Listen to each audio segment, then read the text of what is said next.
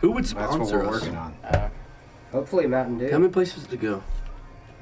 I need money. Why don't you Pepsi products and get them? Yeah, let's go down to the Coke dealership right behind I would Spinks. not do that. I would totally. How do we get in there? How do we? It's gonna be a 3 in the morning heist. Just put on a yellow It's gonna be vest. That seems Just wear a It's Coke gonna be a shirt. GTA heist mission. Oh, this time we can actually $5 start Coke after shirts the and ID. shit. Okay, is it? This time we can actually set it up to where it starts after the ID. Yeah, as long as you Just have beat up one of the guys getting out. out for work and take his work jacket. Just walk in. We take one of the trucks. I need a Can't hear sponsorship. anything in the headphones. Can you turn them up a little bit? Yeah, am I turning the headphones on? Don't do it to me, please, God. Don't do it ridiculously. I'm alright. No. I did it while I was talking last week just to be funny.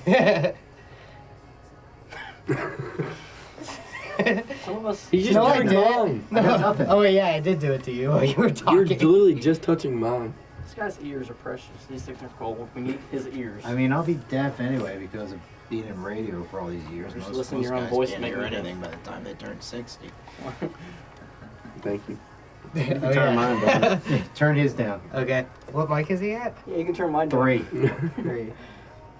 I'm radio 2. They're very sensitive. Yeah, they are. Yes. Oh, it's so loud. How's yours, old man? Mine's burning. I said old man. You not turn it close. down, Tad. Which one are you at? I'm Four. a You can turn mine 4. down, please. That'd be great.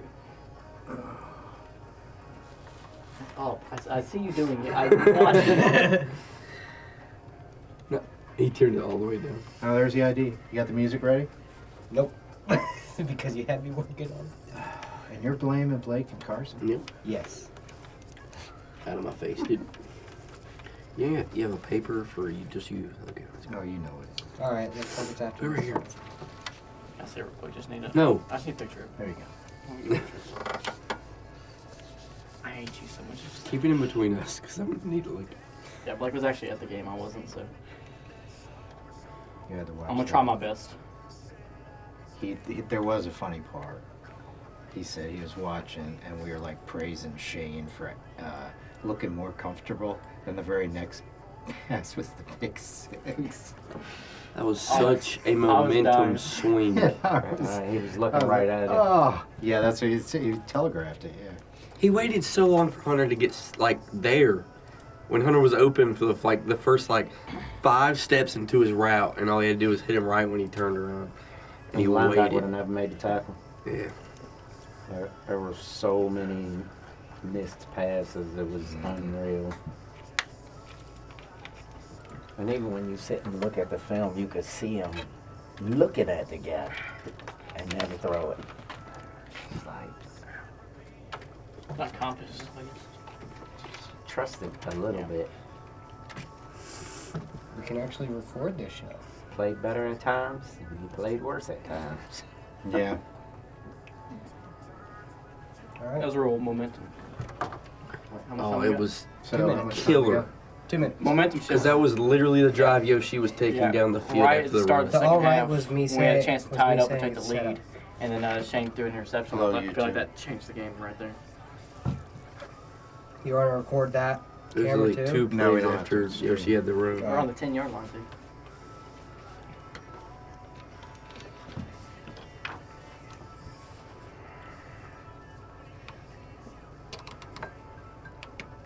At least kicking game has been. That kicker's an animal. Yes. So I said it'll definitely sound different coming off his foot. Yeah. Yeah. Just a little bit.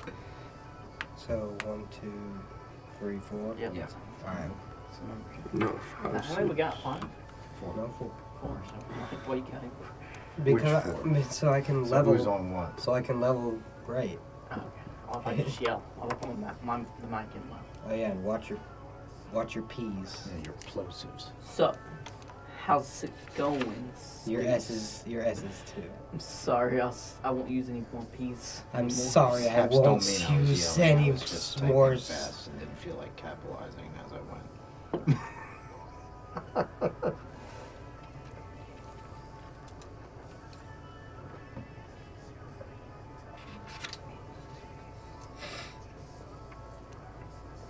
All right, we've got Pretty Almost the much. same format as last week. Yeah, pretty much. 30 seconds. Did you watch any of the Predators game? Did you watch the Predators game yet? Some of it.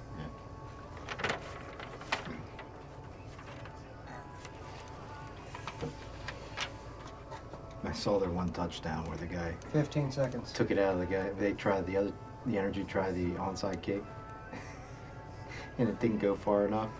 And the kicker goes and picks it up, and the other guy steals it out of his hand and walks in the end zone. Something you don't see every day.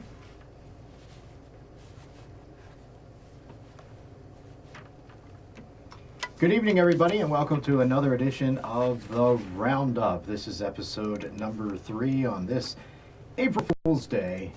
We've been staying away from the jokes today. This is one of my least favorite holidays because I'm too gullible.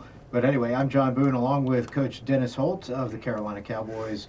Blake Miller and Carson Vermillion are here as well as we talk some Carolina Cowboys football with you tonight. And let's get it started, Coach. Kind of a tough loss yesterday, a game that you really wanted to win. And things at times look good, encouraging, but overall it just wound up being another loss. Honestly, there was some really good things both sides of the ball. I really thought the guys had a good week of practice and preparation up to this game. With it being a divisional game, you know, these games count just a little bit more than the other ones.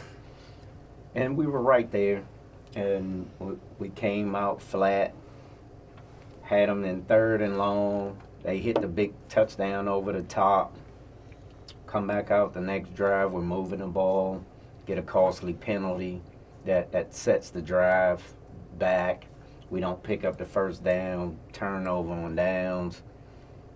We had them in a bad spot.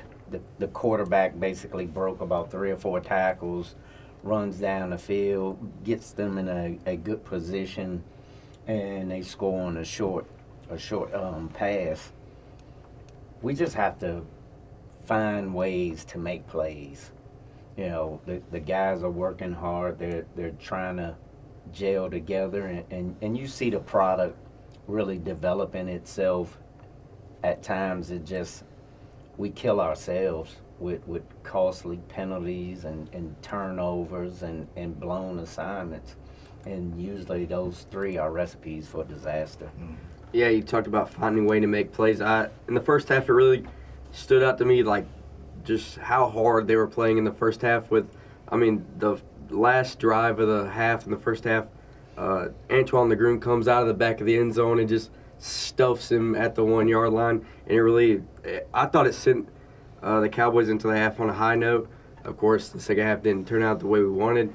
But I see a lot of fight, people like Jared Holbrooks, who don't get a lot of the talk around the town, but he played really great, and I just love the fight the team showed in the first half. And those are the things that we just have to continue to build on. You know, the wins will start coming once guys really get familiar and get comfortable with playing with each other. You know, we make a lot of mistakes in the secondary because guys are actually trying to do too much. If you really look at the film, that split second that a guy hesitates looking at a job that's not his, a responsibility that's not his, is that split second that's getting him beat. And those are really the things that we just have to shore up and fix. And, you know, having a off week this week, you know, we'll go back to work and tomorrow and try to get those things fixed. But at the end of the day, you know, we have to have better quarterback play, and we got to have better communication and overall presence in the secondary. And yeah, I felt like even though I wasn't at the game, I watched on the YouTube feed, and I saw momentum swings and shifts were a big thing going into the game, and I felt like they lost a bit of the momentum and confidence late in the second half, down by 2-3 scores. How's going into 2 weeks the next game in 2 weeks, bringing that confidence up for the team and making them want to play and come back? How hard is that going to be for the team? But I really don't think it'll be that difficult because you ultimately have the 30-man roster. So guys understand that each week you have to fight for your job. Nothing is given to you. You know, we're down some playmakers, and hopefully that extra week will give us that time to get those guys back to close to 100% and just be ready to go for the home opener. You know, you talking about Cash, Peebles, Bristol, and Mac. Those are 4 playmakers. They're changed the dynamic of how games are played, how you design them, how you draw them up.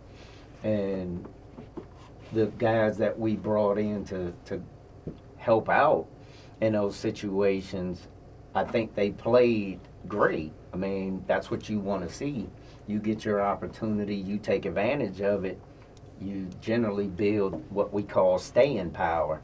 And those guys that just tend to take things for granted and, you know, I got to be on this roster, they need me. You know, that's really not the way this organization is built. That's not the way this team is built. You have to prove yourself each week in order to be on that 21 man. You know, we don't have the luxury and the ability to have 5 and 6 deep at every position. We just don't have that. And the league doesn't allow you to have that. Interesting on the defense, you said how players were just trying to make plays. That play by LeGrune that Blake was talking about was just incredible because they only had to make it about a foot to get in the end zone. He comes from the back of the end zone as the quarterback is lowering his shoulder to get in and just pushes him back. LeGrune had a great game. I mean, he made some great hits out there, and he's one of those guys you can count on week after week. One of my favorite players for sure. He's definitely earned a nod of respect because just being, like I said, short-handed, we took him and put him at defensive back. So that just shows you the guy's versatility and his overall understanding of what we're trying to do as a team, as an organization, to be able to move a guy to a spot. And he's not real comfortable with it, but as his athleticism takes over, at the end of the day, to him, it's still football. And he gets an opportunity to fly around, make tackles, make plays. You know, it helps us out big time when you have guys like him that you can count on when you need, you know, someone to step up and make plays. It was interesting. You mentioned the penalty on the first drive. Are you talking about the delay of game? Yeah, and we were talking about the clock operator. Unfortunately, way too much than you need to talk about a clock operator throughout the game, but it was just ridiculous. But you think that really kind of hurt you earlier. There's a couple of those that they called, and then one of the officials picked up a flag another time that it was going to be called and said, hold on, this isn't right. You know, we've got to stop this. But that really had an impact on the momentum starting out that game because you got pushed back. So you never know what you're up against. Even if you do prepare well, you still might face things that you weren't expecting. And we actually had more delay of game penalties in this game than in the first one. In the first game, we only had 2. I think we had like 5 in this one. Most of those, I felt, were because of the quick clock that we were getting. And I was counting several times in my head when they had the ball, and it just didn't seem like that clock was fair. And those things happen. It was a young guy, probably his first game ever doing that. So you just have to chalk those up. But at the end of the day, we shouldn't be in those positions. You know, I give the quarterback to play with more than enough time. What they're talking about in the huddle is what concerns me. If you really don't understand what we're doing, then that's something we need to address and something we need to fix and figure out why does it take that long to call the play and then get to the line, because you still have adjustments that you need to make at the line. Well, if you're shortening the length of time that you get at the line of scrimmage, then you're actually putting yourself in a very bad predicament you're either rushing the snap, you're rushing the calls at the line of scrimmage. The blocking scheme gets confused. People don't really understand or know, who they're going to block, where the routes is going to go. Those things we have to fix. And that's on the individual. As well as we can draw it up and design it, if those guys don't take ownership of it and execute it, then that falls on the organization as a whole. And those are just the things that, when I talk about don't kill yourself, turnovers and penalties, those typically kill you real quick. Defensively, we had one penalty. We stopped them 3 times on the goal line. Mm-hmm. 3 great defensive stance right there, like you said, one of them right before the half and the other one right at the end of the game. So the guys kept fighting and kept playing. They never quit. They never gave up. And that's what you want to see going from, week 1, when you probably play as bad as you could see a team play. You could look at this game and see a lot of improvement in a lot of different areas. Yeah, I think composure and awareness are 2 words that you like. I mean, there are things that you like to see as a coach out there, and a lot of it has to do with those 2 things. Awareness of your surroundings and what's going on, and composure to be able to compete under whatever those conditions are. And once they reach that level, it's kind of like the light bulb goes off, and now you're a performer. So you had a kicker this week, and a guy that you know well from the past. But tell us a little bit about Jerome Thompson, who is the real deal. He's a good kicker. Jerome kicked a few games for us last year. We brought him in after week 1, when the kicker that we had going into camp basically had some family things and decided that football was really not going to be in the cards this year. It kind of put us in a predicament as far as the kicking game goes. And we went with BB game 1. We was thrust into that. We were hoping that it would work out better than it did. It is what it is. He gave us all he could give us for what he had to work with, and gave us a little bit of time to actually go and find the guy. And we understand his situations. He comes from out of town, out of Washington, D.C. So the travel parts to him are very, very challenging. But he's committed to helping us out. And that's all you can ask. He's a professional kicker by trade. That's what he does. And if you watched, it sounds differently when you actually have a guy that does that for a living as long as he has. He knows the angles. He knows. The only thing that really prevented him from showing his full potential was the ceiling. Roof. The roof was a little lower than he would like. It's a lot higher than what most teams that play in those type of arenas are accustomed to. But just for him, I mean, he kicks outside and practices outside, so he has that towering leg that he could put the ball on the 5-yard line and literally kick unos at will. I mean, it's not a challenge to him. So you think this is a field goal or 2 is going to be a part of your offense moving forward when you don't have a situation where you have the roof to worry about? Oh, definitely. Which you've been to Garrison. I You're not truly gonna hit don't that think. roof. I truly don't think that'll be an issue for him in there, because that is a very high roof. So most definitely we will pull every stop that we have when it's beneficial for us.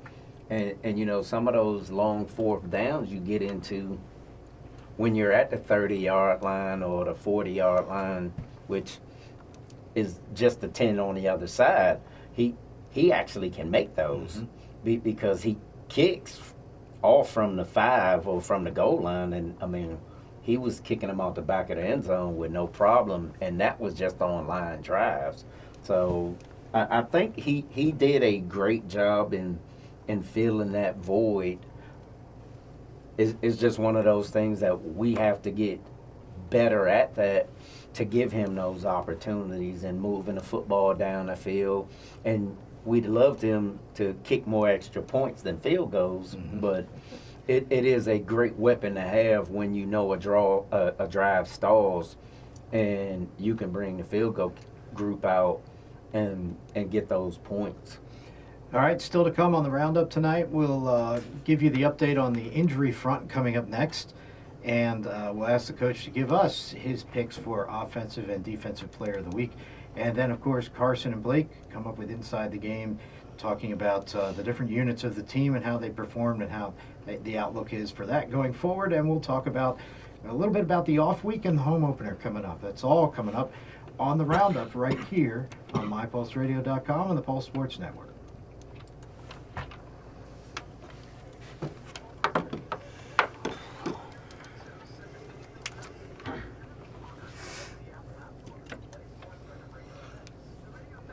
How long we got? What? How long? You still got 3 more ads. Well, how long is Well, there's 26 seconds out of the way. it? Good. I'm glad you're learning how to treat Carson. Okay, how you gonna do units?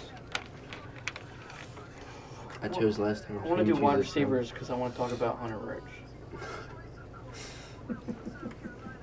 Freeman looked good on that touchdown, Oh, dragging people oh, for that- 12 yards. It wasn't coming to my mind when I was talking about plays that like showed like effort and stuff, but like that was literally the play when I thought of the question that I was thinking of was Freeman and Yoshi's. They both started like the 10-yard line and like spun and like pushed people into the end zone.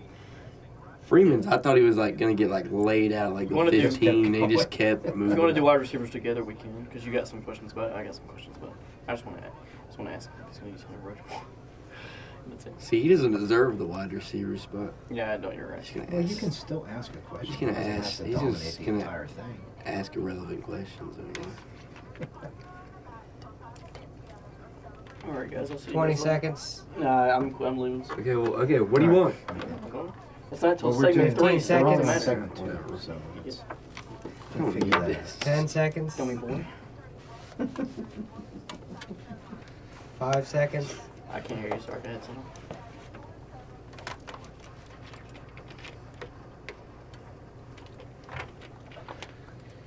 It's the Roundup on mypulseradio.com and the Pulse Sports Network. John Boone along with Blake Carson and Coach Dennis Holt of the Carolina Cowboys, talking Cowboys football. And I'd like to hear your choices. We kind of alluded to a few that you could choose from for offensive and defensive players of the week. Let's start with offense. Offense would definitely have to go to Yoshi for just his versatility. You know, we started the game off with him at wide receiver due to a need, due to injuries, and you know he had 4 catches for 37 yards and a touchdown, which the touchdown I like to call a grown man touchdown due to the number of tackles and just I'm not going to be denied getting my team to the end zone. So you like to see that. And then on defense would have to be Groom. You know, he had 8 more tackles in this game, which brings his season total to 13. Thanks to Mike Timms, our stat guy. He does a wonderful job for us, by the way. And But- cheerleader. But again, Groom played linebacker last week. We moved him to defensive back, and his productivity was basically the same. He was the leading tackler last week. He was the leading tackler again this week. So when you look at those two guys, you know you're getting playmakers and you're getting plays to be made. Now it's just time for some of the other guys to step up and make some more plays around them. With Gruen, you're right. You don't even realize what position he's supposed to be at because he's always around the ball. He's always going to get there and be a part of the play. And as far as Callahan goes, we mentioned it last night. He's been a part of every point scored so far this year. Yes. Both touchdowns in Cape Fear, and of course he caught one and threw one last night and got the extra point. Or he ran. What did he do? He ran threw the extra one, point. ran the extra point, and then he had a reception. So he almost had your little quadruple thing going on there from high school. But he's been a part of every scoring play. He has, and it's been refreshing because a lot of those times when those plays, especially like his first touchdown, you know, they had just scored. So to come back and, you know, kind of make some plays and drive down the field and then you get a play like that, it just brought energy right to the entire team. And then we went right out and stopped them on defense and got the ball right back. So those are the types of things that become infectious to your team, and you need those momentum swings because with how fast arena is played, you have to, the momentum swings back and forth just like tennis, and it just, you hitting it back and forth. You could stop them, they stop you, you score, they score, and it just goes back and forth, and usually the team that can capitalize on the mistakes, which we did, you know, they had 2 turnovers, 2 fumbles, we had 4 interceptions. So you can't lose the turnover battle and the penalty battle and then expect to really be successful. We have to find a way to correct those things and not give the ball away. It's funny, we use that same analogy about tennis, going down to the game yesterday about how you have to hold serve. I mean, it's going to be back and forth, and if you make a mistake and turn it over and they're back on serve, that's how they pile up points. Right. And you've just got to have it. You've got to take care of business and then stop them from taking care of business.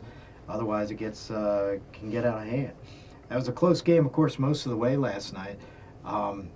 The offense kind of struggled though there in the second half. No points after halftime, when it looked like, you know, going in halftime you had that big momentum, stopping them on the goal line, and you got the ball coming out.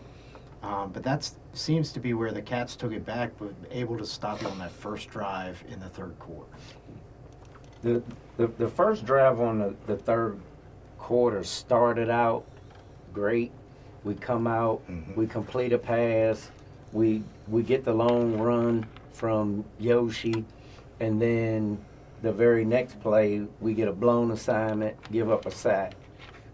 He gets a stinger, has to go out of the game. Martinez is thrust right back into the limelight. The next 2 passes are incomplete, turnover on downs. They get it and go right over the top and score.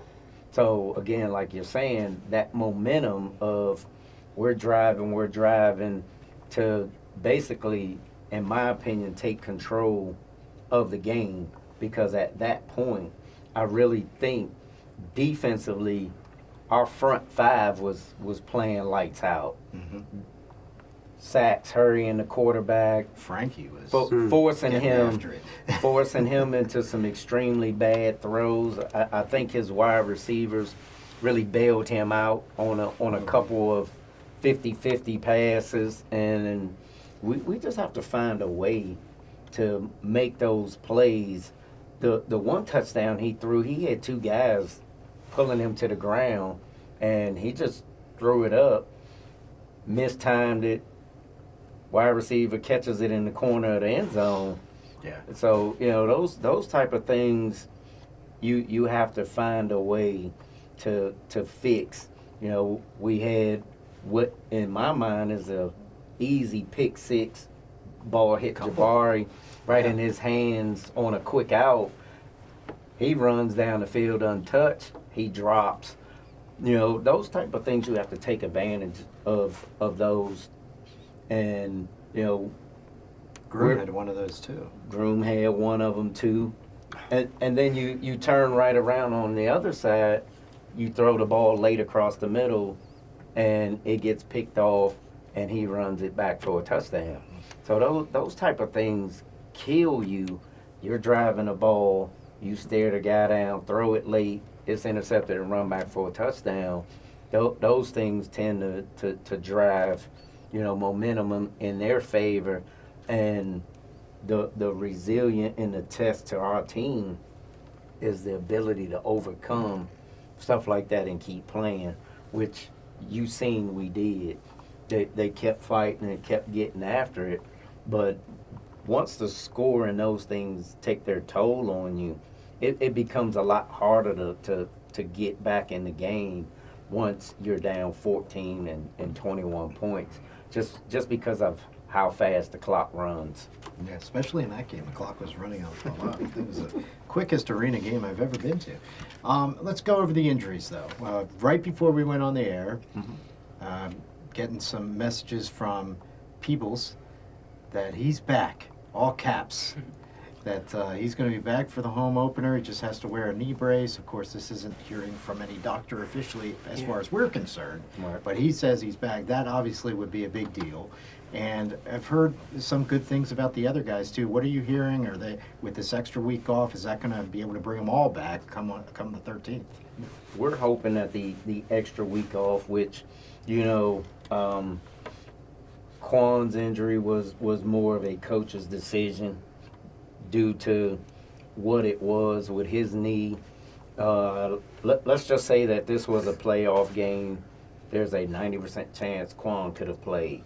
It was a coach's decision to hold him out for this game because I've seen guys favor one knee and then injure the other one. So we wanted to give him that extra time. Shaq also, he came out to practice on Saturday, did some running around, and on several plays, he looked, a little sore and limping. So I didn't really want to risk him re-injuring it or doing further injury, knowing that we had this extra week. Cash was at the game. He was putting pressure on it, walking around, had a regular shoe on. There's just certain movements that hopefully will get better over the next 2 weeks. And Peebles' injury needs a medical clearance for. So until we get something from a doctor saying he'll be fine with a knee brace, and we'll go from there. I understand a guy's heart and soul, but at the end of the day, you have to think of a guy's career. Sure. And to come back from one knee injury and then have that one, you can drastically cut a guy's career short. Right. For trying to rush back because you want to play. Well, that's fine and dandy, but at the same time, the coaches have to have a bit of input into that, and sometimes we have to think more for them than they're thinking for themselves. Sure, and he's the one that's always going to bug you to be out there. Oh, I mean, he could have his leg cut off, and he'd still be saying he wants. I'm good to go. I'm cleared. I'm ready to go. Just hop around out there. Were there any injuries during the game yesterday that we need to worry about? The only one that I'm aware of is Jarrett came up, limping at the end of the game. I think we took him out right before that long pass, and of course they went right at it, which is expected. But I haven't talked to him today. He was a little sore, last night, which is going to be expected. Not really sure whether it was an ankle or what it was, but I'll get a report from him later on tonight, and then we'll go from there. All right, so relatively unscathed, although Callahan certainly took some hits, and glad to hear that was only a stinger, because I was afraid for his shoulder there for a minute, and then he got up limping on one other play. But man, he was taking it and giving it out at the same time. And he's another one I haven't talked to today. Him or Julian, they both got, Julian got a stinger on the third play of the game, but he ended up playing the rest of the game. So I haven't gotten anything from him positive or negative saying that anything was seriously wrong. Not saying that it is one way or the other. I just don't know. And as far as Yoshi, yeah, he was extremely sore after the game, but so was everybody else. Sure. He took some big shots, and hopefully having that week off, he'll heal up, and you young guys like you two, y'all tend to heal a lot faster than us old guys. Be out for the season. Just real quick before to go to break, that play that Jordan Freeman scored on, which was a man's touchdown as well. Unbelievable the way he was dragging people. We thought he was down at the 10, and he just kept going, the 5, all the way to the end zone. But that was set up on a great play by Callahan, too. And I believe it was Julian that got the block in there that we heard all the way up where we were that kind of allowed Callahan to at least get that ball off and throw back across his body to be, and talk about that awareness, Right. thrown it to the middle of the field, which people would say generally a dangerous play, but he had a man wide open in the middle of the field, Right. and he threw it back across his body as people were coming after him to slam him down, and then Freeman did the rest. That was just from the block, the play of Callahan, and the play of Freeman. That's what you're looking for right there. And that's what you're looking for on a consistent basis. That was Freeman's first reception in an arena game. Right. So he's one of those young guys that shows out in practice and deserved an opportunity to come showcase his skills. And when he make a play like that, it's like, wow, I knew we had something when we got this kid. But the difference is that he runs a great route. The quarterback had the time to see that play develop. He makes a great catch.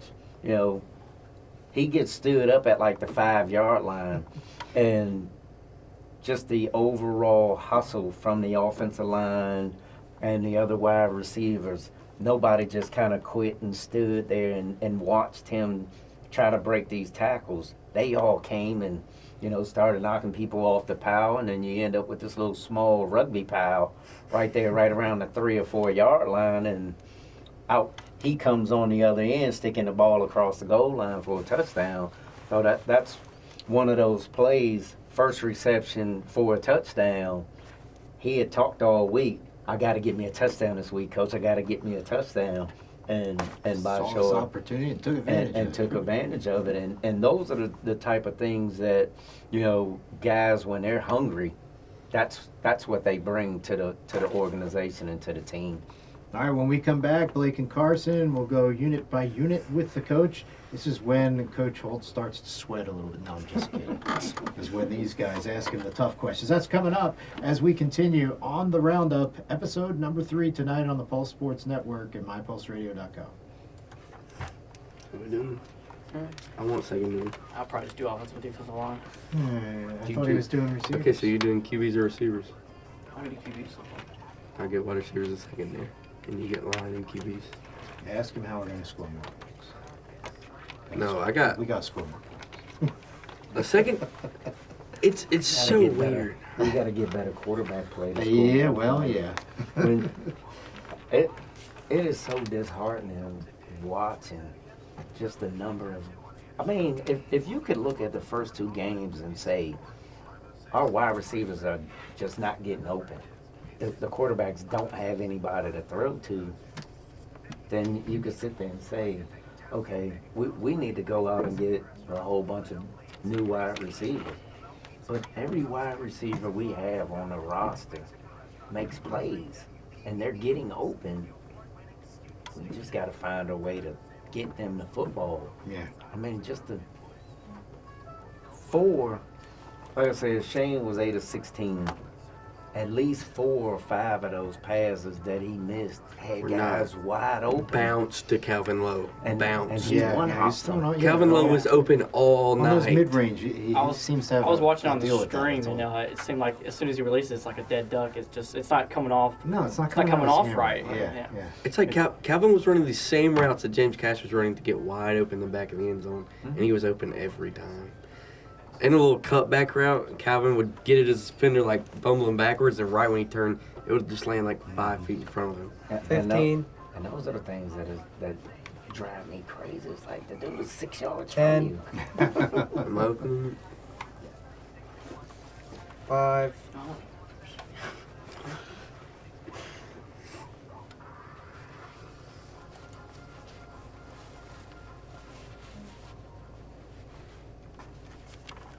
Welcome back to the Roundup on the Pulse Sports Network. We're about to get inside the game with Blake Miller and Carson Vermillion.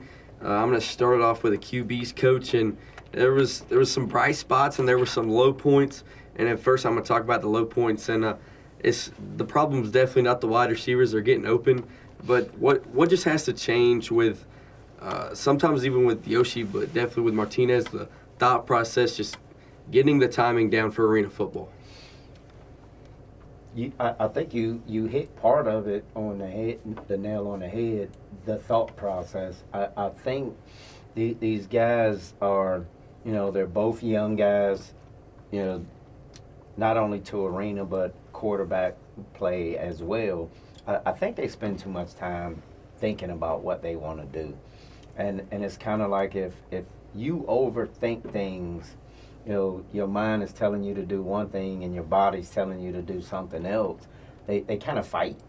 So if you want to throw the ball across the middle, but yet your mind sees a guy that's running down the right side of the field wide open, and at the last minute he says throw the ball to him, but you're already letting it go to the guy across the field. Some of those you just have to be confident in what you're doing and where you want to go with the football, and at some point you just have to stop thinking about what you want to do and just do it.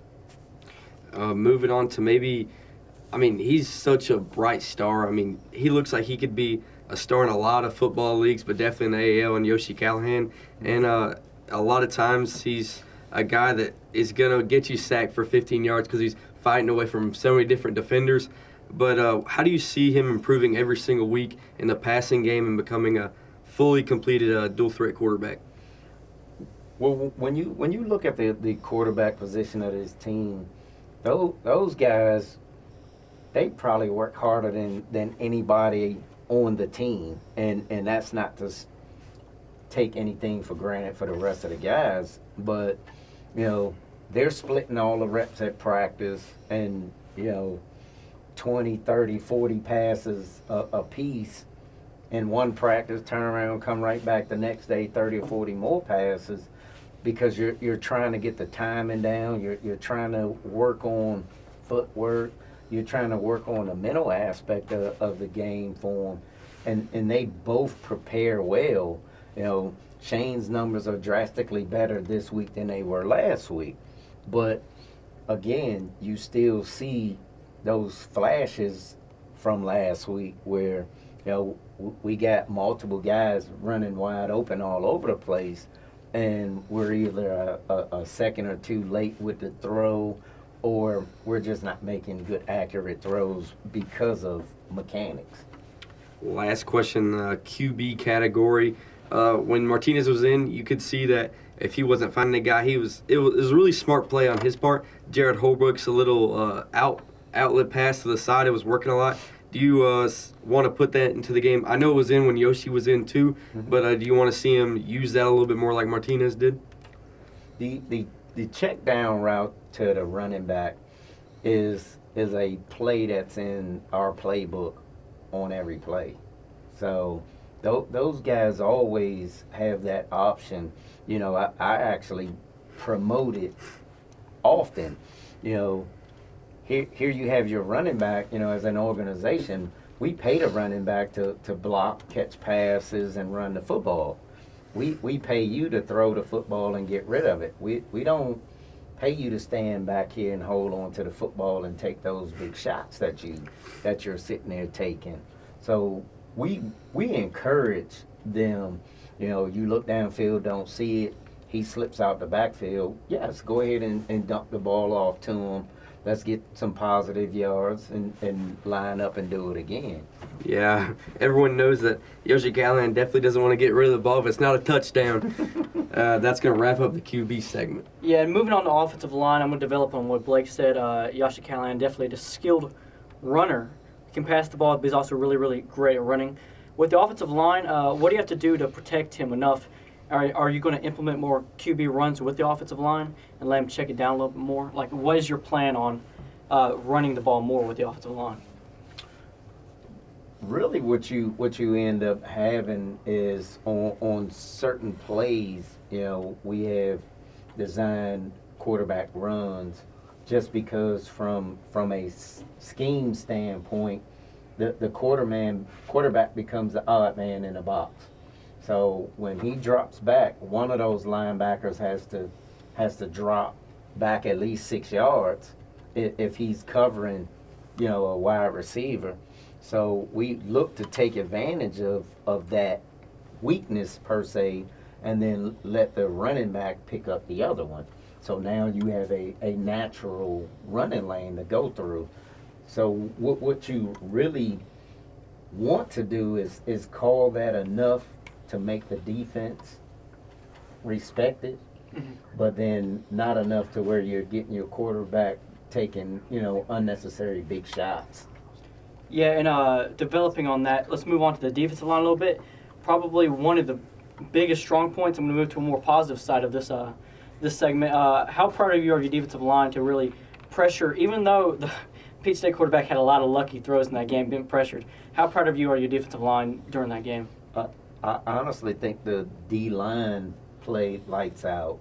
You know, they gave every ounce of effort they had in order to swing that game, you know, in our favor.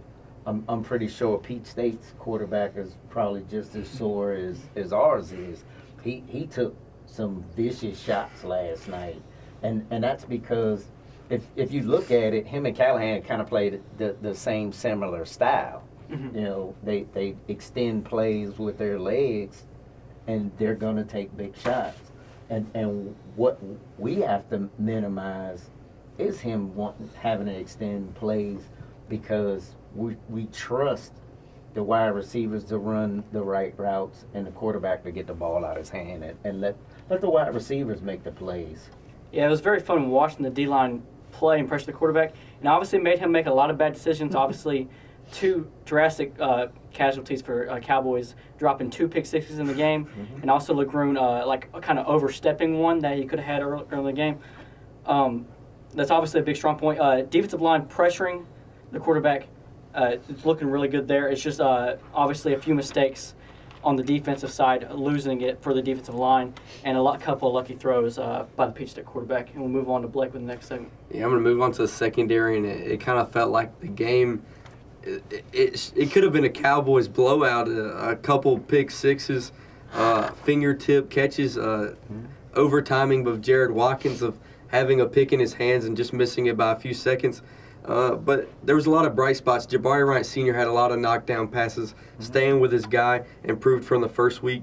Of course, LeGrune stepping in a quarterback role and playing linebacker. He could have had a pick six.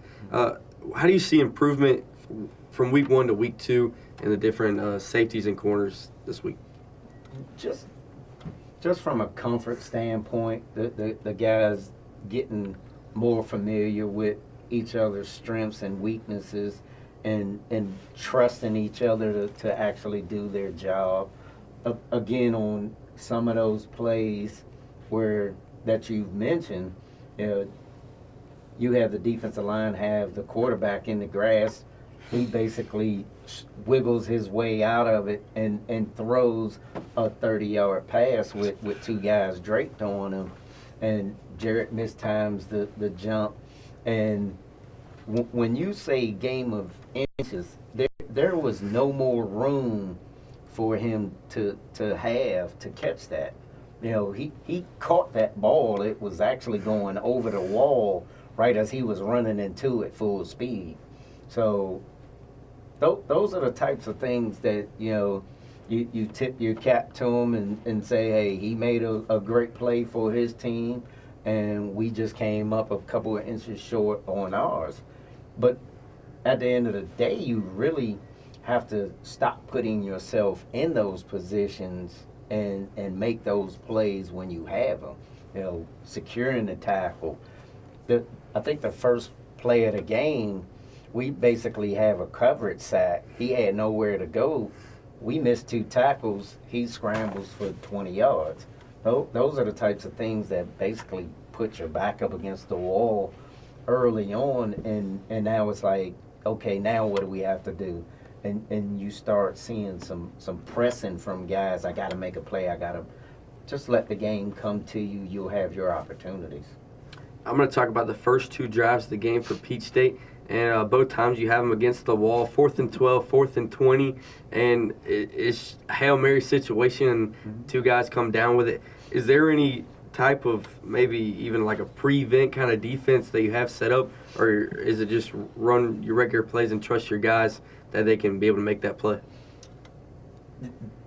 One of the issues is, again, like I said, you have guys that want to make plays, and on that particular play, you have a guy that's backing up, you know, basically put your heels on the goal line and don't let nobody behind you. Well, he trying to do too much by coming up, and you know, they did a great job of disguising that. They have, you know, one guy run a post short and then another guy run a post deep.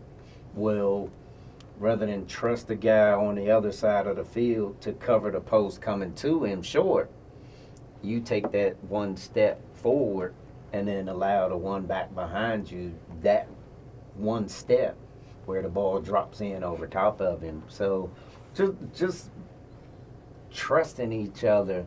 You know, like I said, if we're going to give up a pass, give up one short. We can rally around that, make the tackle, and play the next down.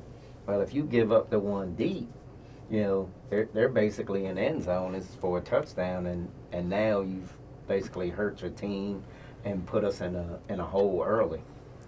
Definitely, with the 2 weeks of rest, maybe getting primetime Peebles back at a corner slot, and Quan Bristol, the young AAL star in the making. How much confidence booster is that for a safety like Jared Watkins, knowing that he might not have to worry about his zone that Peebles is in because he knows he's going to cover his guy and he only has to worry about his job? I think just getting all those guys back, and then you keep LeGrune in that mix, you know, that becomes a very formidable secondary where you got 4 or 5 guys that you know can get the job done for them. You know, some of those guys have played together a couple of years with the Dragons, and then a couple of those guys have played with us last year. Well, now they're all having to play with each other, and it's just getting comfortable with each other, getting the timing down, understanding what a guy's abilities are, and just trusting that they can do their job, and basically just, you know, make the defense go. But as it stands right now, the secondary has been the Achilles heel of this team. It's killed us the last 2 weeks. We talked about it after the game. We have to stop giving up so many big plays and make teams work to get down the field, because when they work to get down the field, as you see, our front 5 is probably about as good as you can expect in the league. You know, I honestly believe our D-line and our linebackers can play with any team in this league. But right now, the back half just has to get that same confidence that the front 5 has. Definitely, that's going to wrap up the secondary unit. Now I have the wide receiver core next. Not much to say about them. They're doing really well throughout the year, getting open routes, showing good looks for the quarterback. Is there anything to tell the wide receivers to help the quarterback see them earlier or make the quarterback make a faster read? Honestly, I truly believe that we're getting great play from our wide receivers. This is the second week in a row. You look at the film and you just have one or two guys running free on every play. It's not like we've come across a team yet that has literally forced our quarterbacks to have to hold the ball that long. We have guys open short, we have guys open in the middle, we have guys open deep. It's just the timing and the thought process that the quarterback is going through is a second or two late. Most quarterbacks in any league or setup have a built-in timer in their head, that says, well, once I get to 5, playing outside, you're going to get sacked. Well, in this, it's right around 2.5 to 3, you're going to get sacked. Well, if you're holding the ball 4 seconds, there's a very good chance you're going to get pressure, and you're going to be forced to throw the ball in uncomfortable windows and uncomfortable spots. When Shane drops back and he's knows exactly where he wants to go with the ball, and he does it without thinking, he's lights out. Yoshi, when he doesn't think about, do I want to go here, do I want to go here, he's lights out. It's just getting that on a consistent basis, because all our wide receivers from top to bottom, they're all getting open. Yeah. And that's against some very good corners in this league. Yeah, wide receiver is definitely a strong point for the team. I can't say anything negative about him. If Blake would like to add on to that. If not, we'll move on to the next segment. Now that's going to wrap up Inside the Game with Blake Miller and Carson Vermillion. We'll be right back on the Roundup on Pulse Sports Network to talk about the home opener in the Tombstone against the Predators. I thought you was going to ask about Hunter. Yeah, I thought it was too. I was waiting. Blake made me, I was Blake made me waiting sound to mention stupid. Hunter. So. He said casualties, Boone. He said People casualties. died out there. People died on the football I had another field. word, I just couldn't think No, of it. So you I just- said it, and I No, Boone looked at me, and I was on my knees. I had was- another word in my head, I just oh. couldn't figure out what it I was. was He not used the word breathing. tragedy last week. I almost laughed Tragic loss. out loud. That's okay. It was a It's tragic not loss. It life and hurt. death. It's just football. Yeah, some of the Football is play, life, but some of those plays were definitely tragic. Oh, I almost dropped my head. I had my headset like right Oh, here. Not again. I almost fell to my knees when Antoine dropped that pick. Like Oh, yeah. he's gone. Like Oh, yeah. I was no watching one And then the one near on the him. other side, same thing. same thing. Oh, Jabari hit him right in the stomach. I was watching on YouTube and I jumped up. I was like, pick 6. And I was like, oh, I dropped. Groom was I was baiting like- him the whole time. He was standing right there waiting for him to throw it and cut right in front. I mean, It's and like they rub butter on the ball. those are scheme plays. That's basically saying, okay, you do this, you do this, and you do this, You still got another one. and next thing you know, it's just like, okay, great call. Oh, missed opportunity. Jabari, he played really. Jabari's just never been a guy I've never seen him productively be consistently. He played really good Productively Sunday. be consistent. Yeah, on the Dragons, he just Tragically. fought everyone on the casualty. Dragons. Him and Peebles fought all the time. And He'll do it. I mean, I saw him fight week 1. 15. And he really doesn't see Damn. himself as a corner. He wants to play safety. He's fast.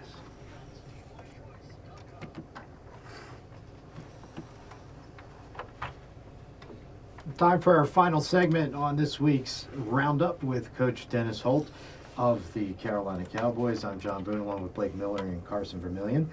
And, of course, we got a week off now. And first off, what is your, I I guess strategy, practice-wise, etc. With a week off, how do you work that to get set for the next game?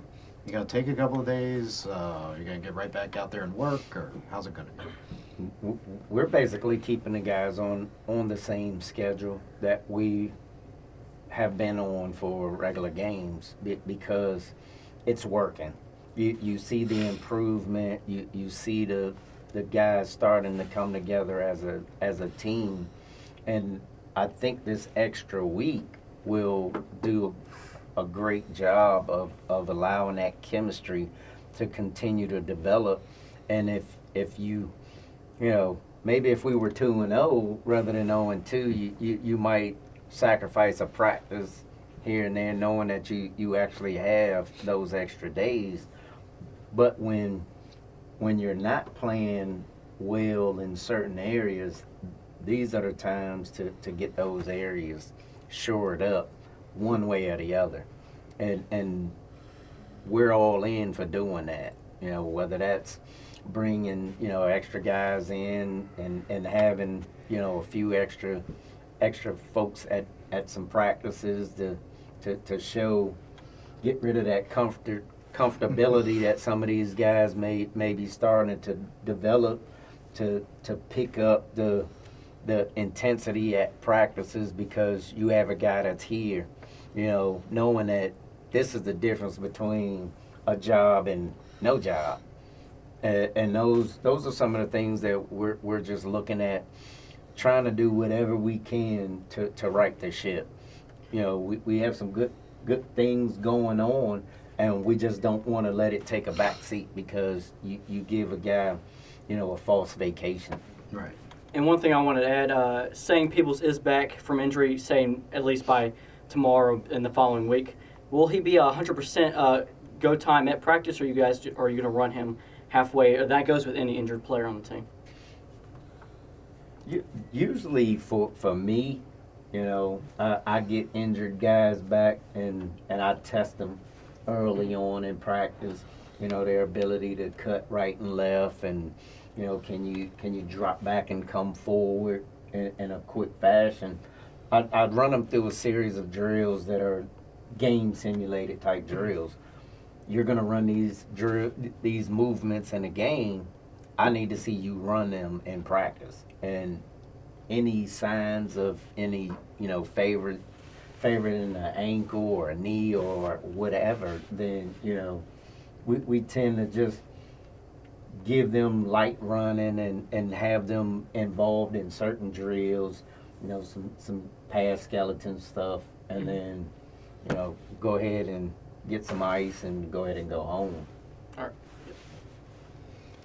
Of course, the next opponent will be the Predators, a travel team this year, and a team that also has a number of the Dragons on from last year. They lost their opener last night. They played as well last night against the Carolina Energy up in Charlotte.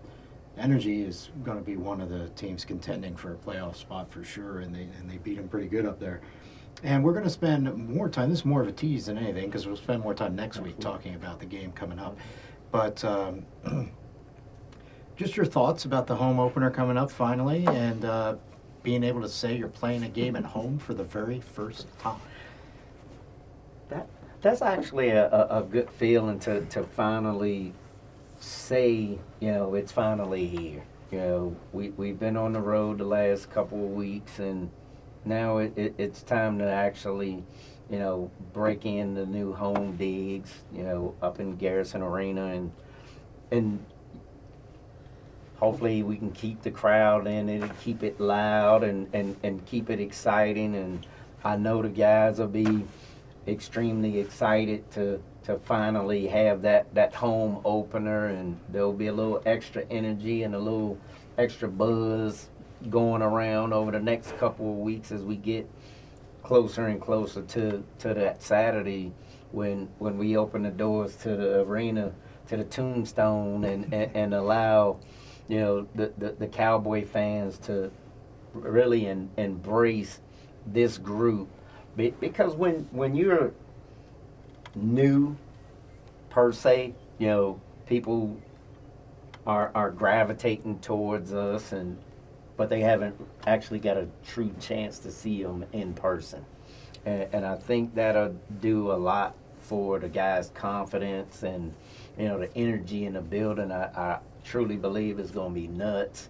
So we're looking forward to, all the Cowboy Nation to come out and get behind this team and just support these young guys and these veterans and bringing home that first W for us.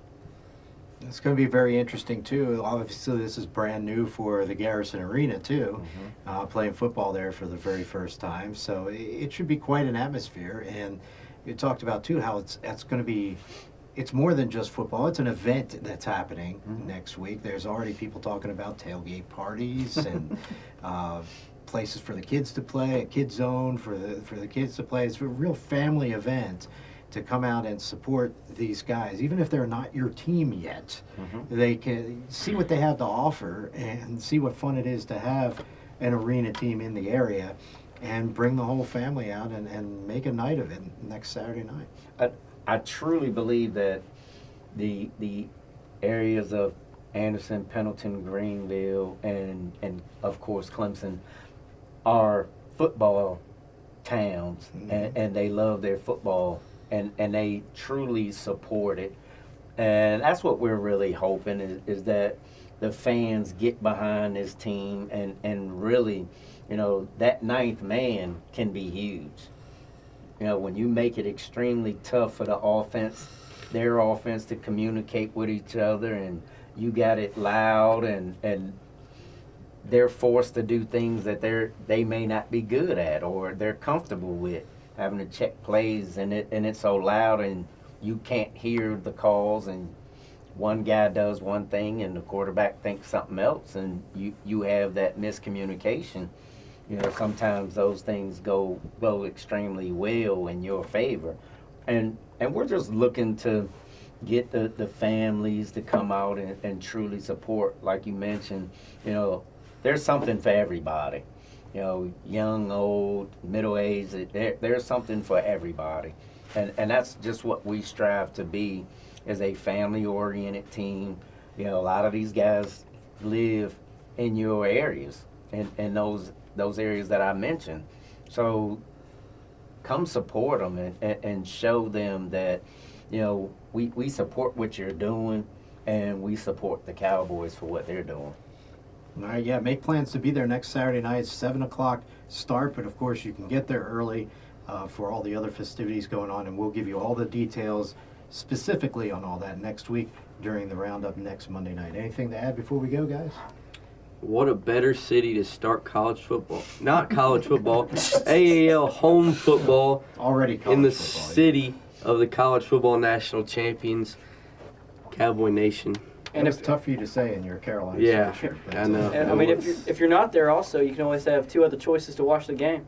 Boone on the YouTube commentary, me and Blake on the My Pulse Radio commentary. Nice But this plug. is one time where I'm just going to say show up at the game. Yeah, I'd rather you show up, obviously. We need want crowd a support. big crowd up there, so share with everybody you know to come out and see the Cowboys. All the tickets are available at the door. You can call and get season tickets still.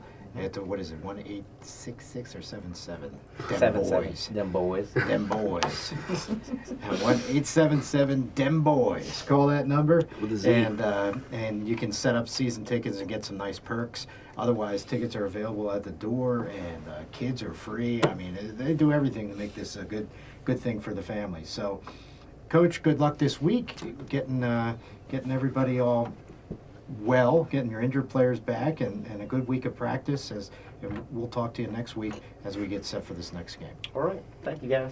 All right, we thank Coach Dennis Holtz of the Carolina Cowboys, Blake and Carson as well. I'm John Boone, and over there very attentively running things, Casey Boone. Thank you for joining us on this episode of the Roundup on MyPulseRadio.com and the Pulse Sports Network. He muted us halfway through that. And on YouTube. That's the network. Okay, gotcha. Pulse Sports Network. Did you mute us?